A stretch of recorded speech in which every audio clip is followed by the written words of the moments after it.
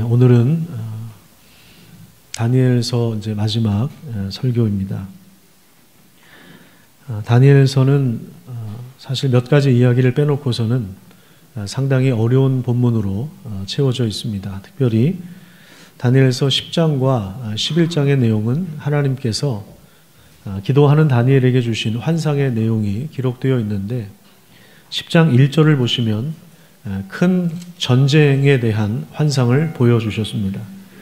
큰 전쟁 때문에 이루어지는 큰 고통의 그러한 일들을 기록해 주신 것입니다. 우리가 눈에 보이진 않지만 천상에서는, 하늘에서는 하나님과 우리 인간을 섬기는 천사들과 또 사탄을 숭배하는 악한 세력들이 서로 싸움을 벌이고 있습니다. 영적인 전쟁이 실제로 일어나고 있는 것입니다. 그것이 지상에서 살아가는 동안에도 실제로 일어나는데 그것이 이제 11장에 나옵니다. 11장의 내용으로 들어오면 사실 아무리 읽어도 우리를 좌절하게 하는 그런 내용으로 채워져 있는데 이것은 실제로 이 지상에 있었던 중동 땅에서 320년 동안 서로 패권을 차지하기 위한 북방의 왕과 남방의 왕조가 서로 싸우는 이야기들이 담겨 있습니다. 결국에 이 내용들을 요약을 해보면 북방의 왕과 남방의 왕이 서로 싸우면서 그 안에 끼어 있는 이스라엘 민족이 얼마나 큰 고통과 어려움을 겪는가에 대한 환상이 다니엘에게 주어져 있는 것입니다. 그래서 다니엘은 이 환상을 통해서 거의 죽은 것 같은 탈수 증세와 또 호흡이 어려운 완전히 그냥 탈진 상태에 빠져드는 그러한 그래서 죽은 것 같은 그런 상황이 되었습니다. 하지만 하나님께서 세마포 옷을 입은 천사를 보내셔서 다니엘을 어루만져 주시고 그리고 다니엘에게 용기와 힘을 주시고 일어나라, 강건하라 그렇게 말씀하시는 그런 내용이 10장과 11장에 담겨 있습니다. 그리고 오늘 우리가 함께 읽은 12장 본문으로 돌아오면 뭔가 희망의 단서가 될 것 같은 그런 상황들이 펼쳐집니다. 오늘 본문 1절부터 3절까지 말씀을 다시 한번 읽어보도록 하겠습니다. 다니엘서 12장 1절부터 3절 우리 같이 읽겠습니다. 시작. 그때에 내 민족을 호위하는 큰 군주 미가엘이 일어날 것이요 또 환란이 있으리니 이는 개국 이래로 그때까지 없던 환란일 것이며 그때에 내 백성 중 책에 기록된 모든 자가 구원을 받을 것이라. 땅의 티끌 가운데서 자는 자 중에서 많은 사람이 깨어나 영생을 받는 자도 있겠고 수치를 당하여서 영원히 부끄러움을 당할 자도 있을 것이며 지혜 있는 자는 궁창의 빛과 같이 빛날 것이요 많은 사람을 옳은 대로 돌아오게 한 자는 별과 같이 영원토록 빛나리라. 다니엘은 민족이 앞으로 얼마나 큰 고통을 당해야 할지에 대한 내용들을 미리 환상을 통해서 보았습니다. 그래서 그가 거의 죽은 것처럼 완전히 깔아져 있었는데요.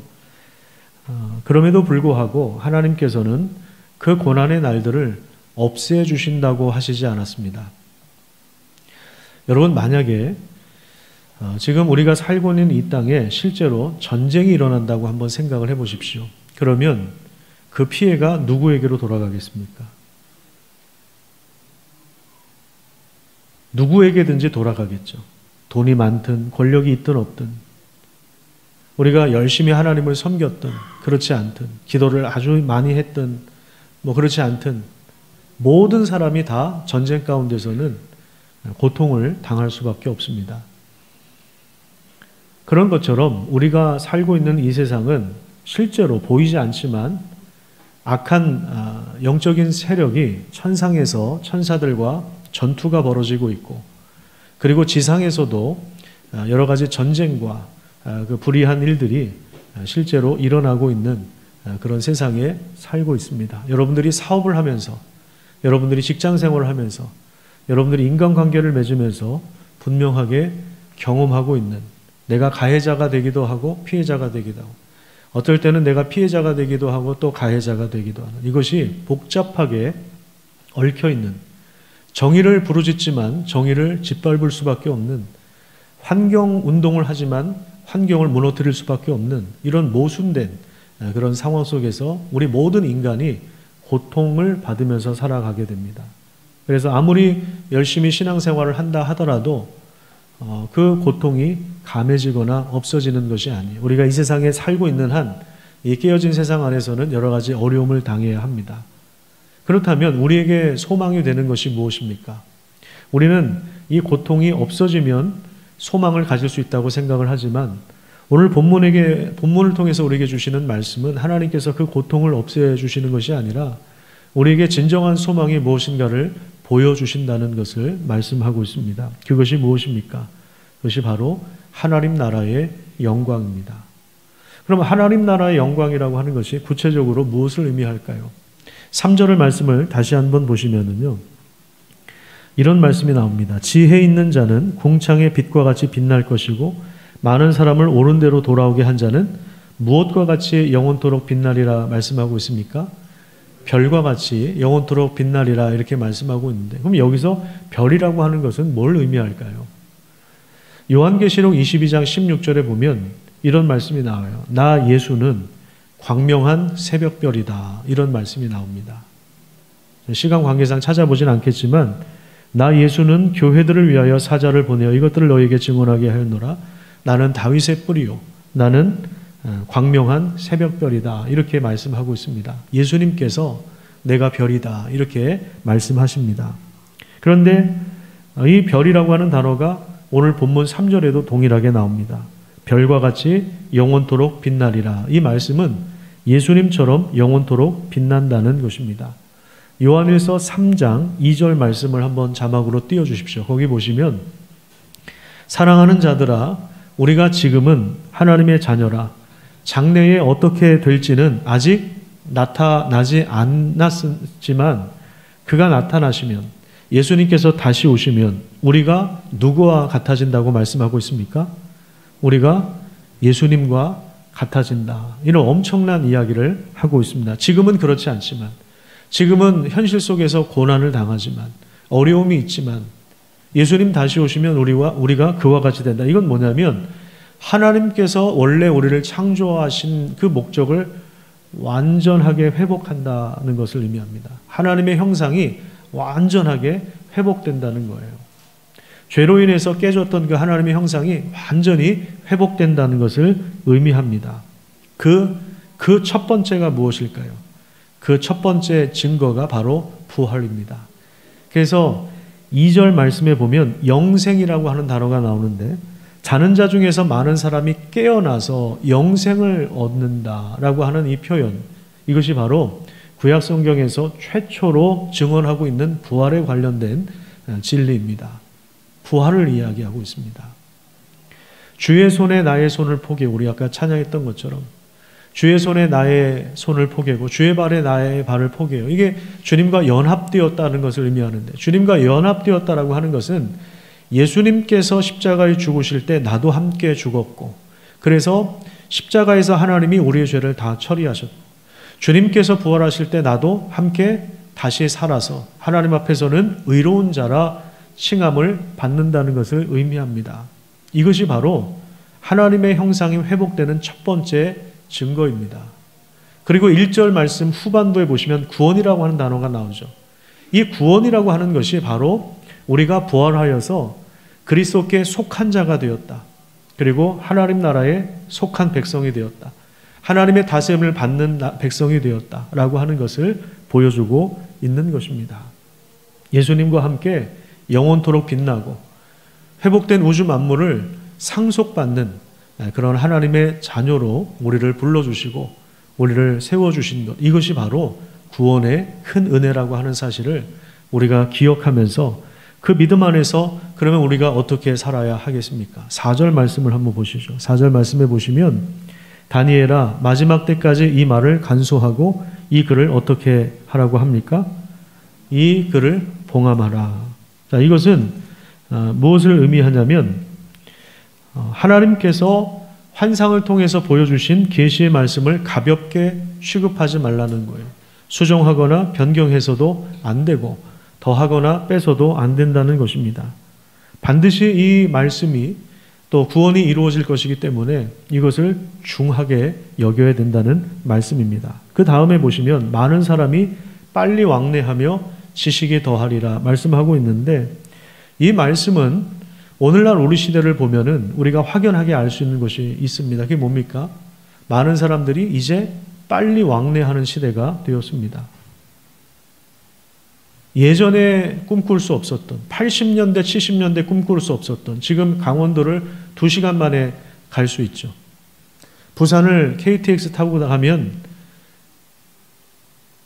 오전에 일찍부터 갔다가 뭐 업무를 마치고 저녁에 다시 퇴근해서 집에 돌아갈 수 있는 그런 시대에 우리가 살고 있습니다.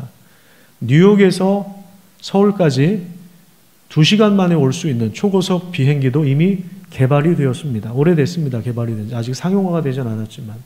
그러면 전혀 새로운 시대가 열리는 거예요. 지금도 뭐 비행기 타고 막 전 세계를 왔다 갔다 서로, 그러니까 이제 코로나가 끝나지 않는 거죠. 옛날 같았으면 코로나가 그냥 그 지역에서 하다가 그냥 없어졌을 텐데, 지금도 많은 사람이 빨리 왕래하니까 전염병이 도는 거예요. 그리고 지식이 더하리라. SNS를 통해서, 인터넷을 통해서 우리는 얼마나 많은 정보를 접하고 있습니까? 필요한 정보도 있지만 쓸모없는 정보, 쓰레기 같은, 우리가 굳이 안 알아도 몰라도 되는 그런 정보가 얼마나 많은지를 몰라요. 이거를 정확하게 요약해주는 시편 말씀이 있는데, 시편 39편 6절 말씀입니다. 저는 예전에 개역 한글판 버전이 조금 더 좋은 것 같아요. 제가 읽어드리도록 하겠습니다. 진실로 각 사람은 그림자같이 다니고 헛된 일로 소란하여. 이건 이제 지금 우리 성경이고, 개역 한글판 버전 밑에 노란색입니다. 우리 같이 한번 읽어보도록 하겠습니다. 시작. 진실로 각 사람은 그림자같이 다니고 헛된 일에 분요하며 재물을 쌓으나 누가 취하는지 알지 못하나이다. 지금 이 시대를 정확하게 진단하고 있는 말씀이에요.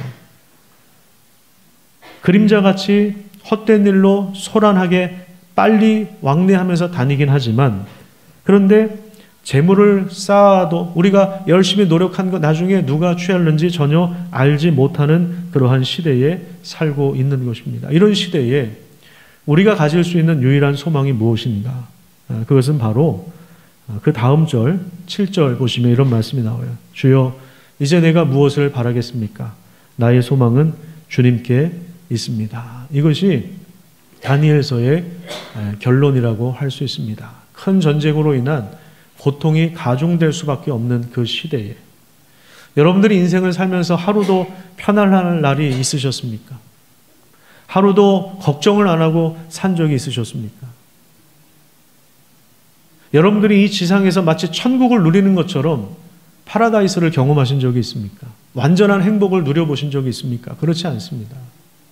늘 파도가 밀려오는 것처럼 늘 고난이 밀려오는 것이 우리의 삶이라고 할 수 있습니다. 오늘 은퇴하시는 4분 계시는데 오늘 은퇴식하면 이제 고난이 없겠습니까? 죽을 때까지 우리는 고난 속에서, 고통 속에서 살아야 하는 것입니다. 그래서 다니엘서 그 후반부에 보면은 언제까지입니까? 언제까지입니까? 이렇게 질문해요. 근데 하나님의 응답이 뭐냐면 잘 견뎌라. 잘 버텨라. 우리의 소망이 하나님께 있다는 사실. 힘든 세상이지만 우리가 하나님 나라에 소속된 백성이라고 하는 사실, 우리가 구원받은 자라는 사실을 기억하면서 거기에 소망을 두어야만 살 수 있다고 우리에게 말씀하고 있는 것입니다. 주여 이제 내가 무엇을 바라겠습니까? 나의 소망은 주님께 있습니다. 이것이 우리 그리스도인들이 걸어가야 할 길이라는 사실을 우리가 함께 명심했으면 좋겠습니다. 기도하겠습니다. 이 시간에 같이 우리 통성으로 함께 기도하도록 하겠습니다. 하나님, 우리 삶이 너무 고통스럽습니다. 이 세상에 얼마나 악한 일이 많은지, 얼마나 우리는 불안해하는지, 얼마나 걱정이 많은지 이런 세상에서도 우리가 주님을 기다리며 주님께 소망을 두고 하나님의 도우심을 힘입어 살아갈 수 있도록 해달라고 이제는 자기 자신을 위해서 기도해 주시고요.